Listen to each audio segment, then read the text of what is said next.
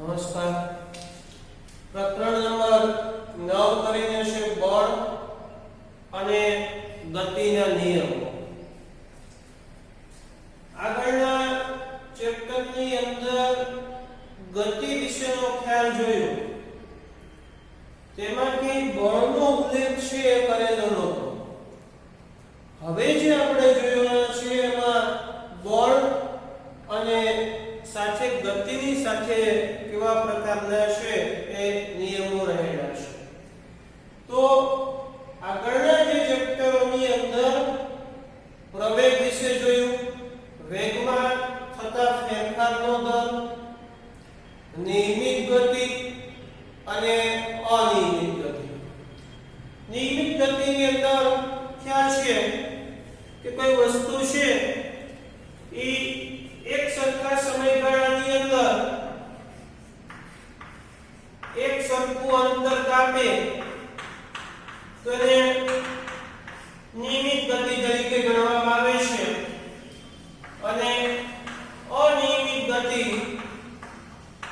એટલે એક સરખા સમયગાળાની અંદર એક સરખું અંતર ન કાપે તો એની માટે અનિયમિત ગતિઓ શબ્દ ઉપયોગ કરવામાં આવે છે. તો કોઈ પણ પદાર્થને ગતિમાં લાવવા માટે એને બળ લાગવું જરૂરી છે. સર આઇઝેક ન્યૂટન અને ગેલિલિયો નામના સાયન્ટિસ્ટે એવા પ્રકારના પ્રયોગો કર્યા. કોઈ વસ્તુ છે, કોઈ વસ્તુને તમે કોઈ સપાટી ઉપર, કોઈ રૂમની અંદર કે બહારની તરફ કે તમે સાયકલ લઈને જાઓ છો, મોટરસાયકલ લઈને જાઓ છો, એ વસ્તુને ફેંકતા એ તેની પોતાની સતત ગતિ છે જાળવી રાખતો નથી. એક સમય એવો આવે છે કે એ જગ્યા ઉપર, કોઈ જગ્યા ઉપર છે એ ઊભો રહે છે. તો આ વસ્તુ ઊભું રહેવાનું કારણ કે એની ઉપર કોઈ બળ લાગે છે. તો તમે તો વસ્તુને ફેંકી છે, તમે બળ લગાવ્યું છે, તો એને રોકવા પાછળ કોણ બળ લગાડે છે? એને કોણ રોકે છે?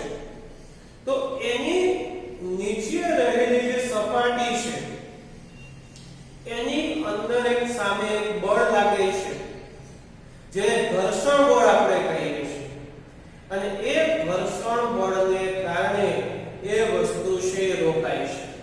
તો આ ઘર્ષણ બળ સામાન્ય રીતે કહેવાય. હવે કોઈ બળનો અનુભવ તમે ઘણી બધી જગ્યાએ કરેલો હોય. કોઈ મોલ ની અંદર તમે ફરવા ગયા હો તો અહીંયા ટ્રોલીની વ્યવસ્થા હોય.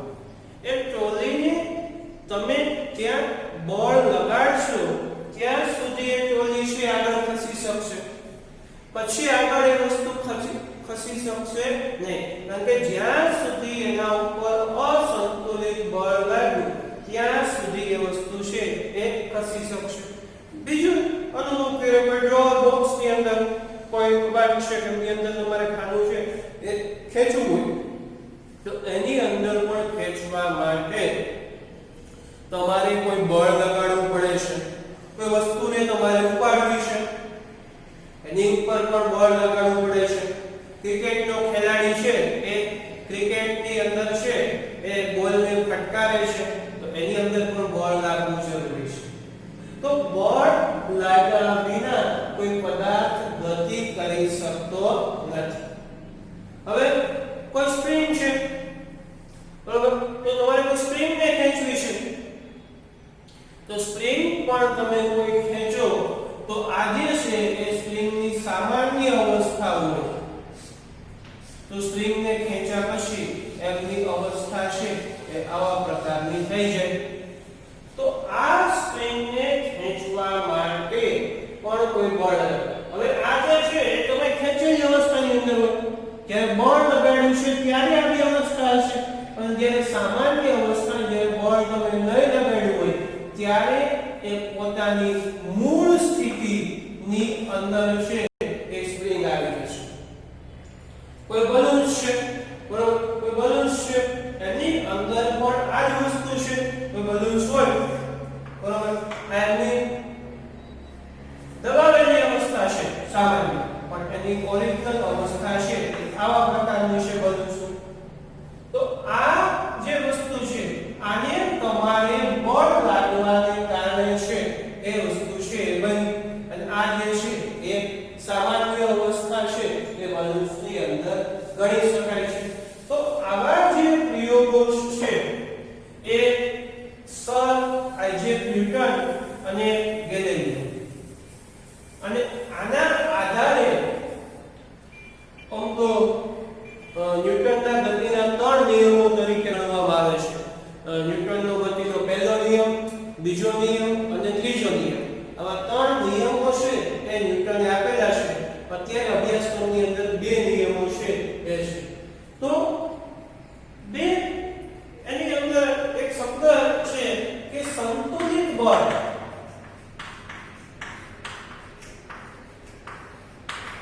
અને બીજો એક શબ્દ છે અસંતુલિત બળ.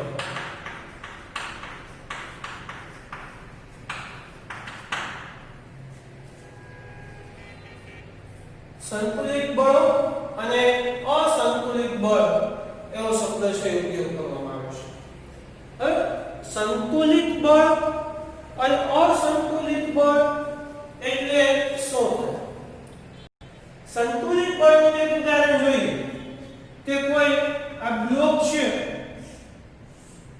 લાકડાનો,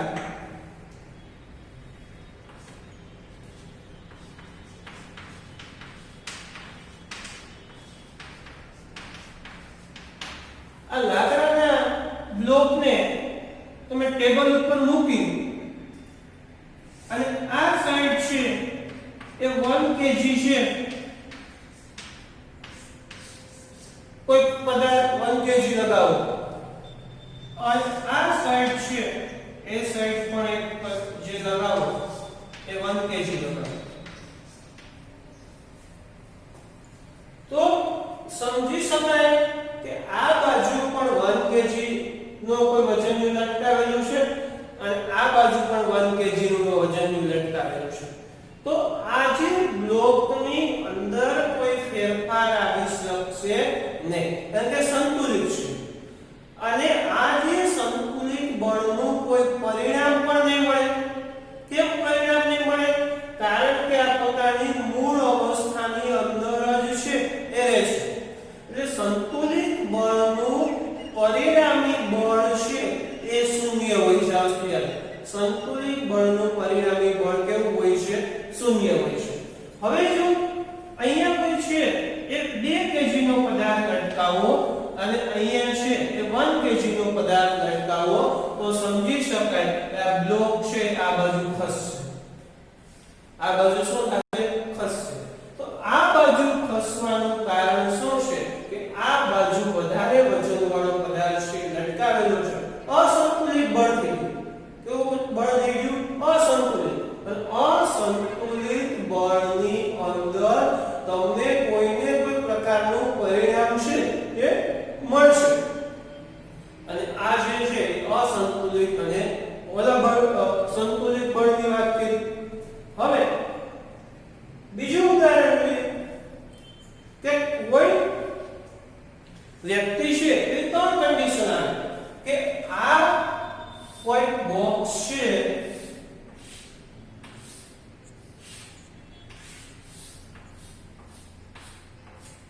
આ બ્લોકને એક વ્યક્તિ છે એક બોક્સ છે, એ બોક્સ અહીંયા જમીન ઉપર પડેલું છે. એ બોક્સને ધક્કો મારીએ છીએ, બળ લગાડીએ છીએ, બળ લગાડીએ છીએ તેમ છતાં પણ એ ખસતું નથી. બળ લગાડીએ છીએ તેમ છતાં પણ ખસતું નથી. બીજી વખત પાછું બળ લગાડીએ છીએ તેમ છતાં પણ ખસતું નથી. તો ન ખસવાનું કારણ શું? ન ખસવાનું કારણ કે સામે પણ કોઈ વ્યક્તિ બળ લગાડે છે, બળને જોઈ નથી શકતો. નથી ખસતું તો કોણ બળ લગાડે છે કે જમીનની સપાટી છે એની અંદર પણ કોઈ બળ લગાડે છે. તમે જોજો કોઈ લીસી વસ્તુ હશે, કાચની સપાટી ઉપરથી કોઈ વસ્તુને તમારે ખસેડવી હશે તો તમે સરળતાથી ખસેડી શકશો. કોઈ ખરબચડી સપાટી છે એની અંદરથી કોઈ વસ્તુ તમારે ખસેડવી હશે તો તમે સરળતાથી ખસેડી શકશો નહીં. એ ખરબચડી સપાટીની અંદર છે એ બળ છે એ વધારે લાગે. એટલા માટે કે આ વસ્તુ નથી ખસેડી શકાતી, પણ બ્લોક છે મારે ખસેડવું છે નથી ખસેડી શકશો, કારણ કે નીચે રહેલી જે સપાટી છે એના માટે દાખલા તરીકે જમીનની વસ્તુ વાપરીએ એ પણ આ જમીન આમ ધક્કો મારો છો એ પણ સામેની તરફ આ બાજુ તમને ધક્કો લગાડે છે. અને જ્યારે આમ ધક્કો મારો એ આ બાજુ ધક્કો મારે, પણ અહીંયા તમારું જે બળ છે એ કેવું થઈ જાય છે? સંતુલિત થઈ જાય છે. તમે જેટલો ધક્કો મારો છો એટલો સમય લગાડો, પણ આને જે ધક્કો મારવા કરતા તમે આને વધારે બળથી ધક્કો મારો, વધારે બળ લગાવો, અસંતુલિત બળ થઈ જાય. કેવું બળ થઈ જાય? અસંતુલિત. અને જ્યારે અસંતુલિત છે એ બળ થઈ જાય ત્યારે જ આ બ્લોક છે અહીંથી આ બાજુથી ખસશે, અને અહીંથી આ બાજુથી ખસશે ત્યારે તમને એનું કોઈ પરિણામ મળશે. પરિણામ મળશે એટલે શું થાય કે જે વસ્તુ તમારે ખસેડવી હતી એ વસ્તુ તમને શાની અંદરથી જોવા મળશે. તો એ જ વસ્તુ અહીંયા લાકડાના બ્લોકની અંદર પણ તમે જોઈ શકો છો કે જ્યારે સંતુલિત જ્યારે થઈ જાય લાકડાનો બ્લોક ત્યારે એ નથી આ બાજુ ખસી શકતો કે નથી છે એ આ બાજુ ખસી શકતો. અને સંતુલિત બળનું પરિણામી બળ છે હંમેશા શૂન્ય, અને અસંતુલિત બળ છે એનું કોઈ પરિણામ છે એ તમને મળતું હોય છે. હવે આ જે વસ્તુ થઈ જાય આ તો ખાલી સામાન્ય આપણે વાત કરી કે બળ, ફોર્સ અને ગતિના નિયમો. તો આ ગતિના નિયમોની અંદર એક ન્યૂટન નામના વૈજ્ઞાનિક છે એમને 3 નિયમો છે એ આપેલા છે. એ નિયમો આપણે પછી જોઈએ.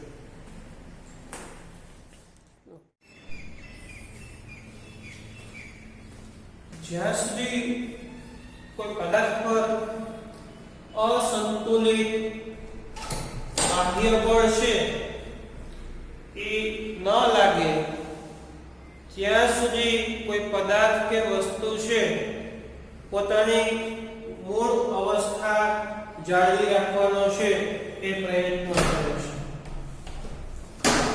આવા પ્રકારની વસ્તુ આપણે જોઈએ કે આપણે સાયકલ લઈને છે એ જાતા હોય અને જો આપણે પેન્ડલ મારવાનું છે એ બંધ કરી દઈએ તો એક સમય એવો આવશે કે એ સાયકલ છે એ ત્યાંથી આગળ વધવાનું છે એ બંધ કરી દેશે. એટલે જો કોઈ પદાર્થ ઉપર બળ લાગે અસંતુલિત બાહ્ય બળ લાગવું છે એ જરૂરી છે. હવે પછી જોઈએ ન્યૂટન્સ ફર્સ્ટ લો. તો ન્યૂટન દ્વારા નિયમ આપ્યા પણ આનું જે નામ છે ગતિનો પ્રથમ નિયમ. ગતિનો પ્રથમ નિયમ એમ જ કહે છે કે જ્યાં સુધી કોઈ પદાર્થ કે વસ્તુ પર અસંતુલિત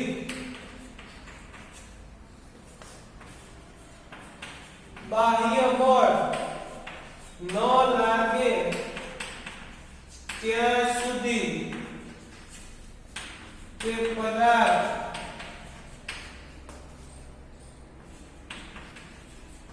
સ્થિર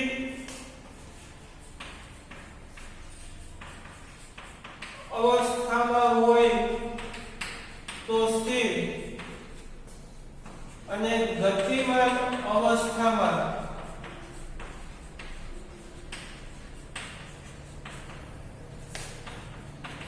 હોય તો તેની ગતિ ચાલુ રાખે છે.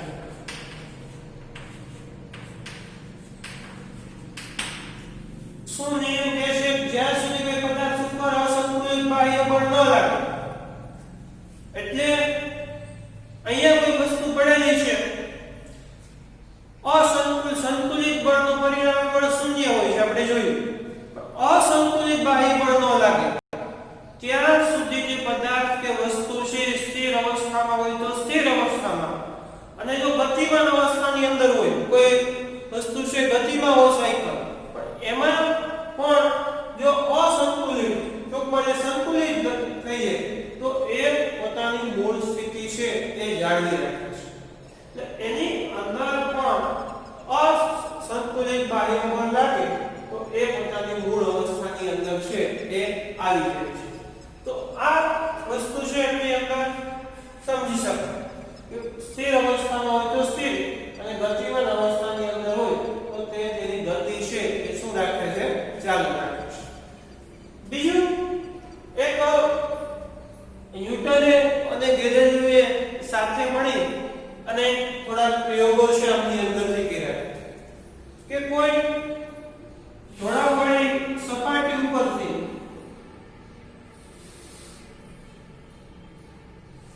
એકને આ રીતનો પ્રયોગ કર્યો કે આની જે હાઈટ દાખલા તરીકે આપણે છે એ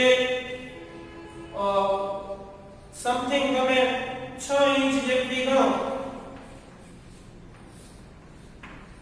અહીંયા જે હાઈટ છે એ 6 ઇંચ સમથિંગ હાઈટ છે.